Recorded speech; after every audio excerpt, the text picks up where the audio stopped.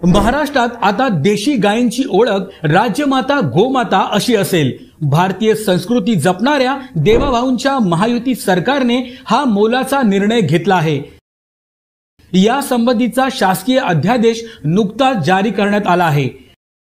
महाराष्ट्रात देशी गायींच्या संख्येत वाढ करून त्यांचं संवर्धन करण्याच्या दृष्टीने देशी गायींच्या पालन पोषणासाठी पशुपालकांना प्रेरित करण्यासाठी हा महत्त्वाचा निर्णय घेण्यात आला आहे।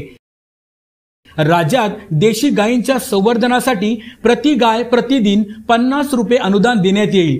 गोशाळांना अत्यल्प उत्पन्न असल्याने त्यांच्या मदतीसाठी हा निर्णय घेण्यात आला आहे। त्या देशी गायीचं संवर्धन झालं पाहिजे म्हणून हा दर्जा देण्यात आलेला आहे। आणि एवढंच नाही तर ज्या ठिकाणी पांजरपोळ आहे, ज्या ठिकाणी व्यवस्था आहे, अशा ठिकाणी देशी गायीच्या चाऱ्याकरता मदत करण्याचा निर्णय देखील राज्य सरकारने घेतलेला आहे। या योजनेची अंमलबजावणी ऑनलाईन पद्धतीने केली जाणार आहे। यासाठी राज्यातील प्रत्येक जिल्ह्यात गोशाळा पडताळणी समिती असेल।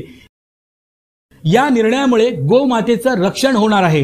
गायीला गोमातेचा दर्जा देण्याची प्रलंबित मागणी महायुती सरकारने पूर्ण केल्याने हिंदुत्ववादी संघटनांनी महायुती सरकारचे आभार मानले आहेत।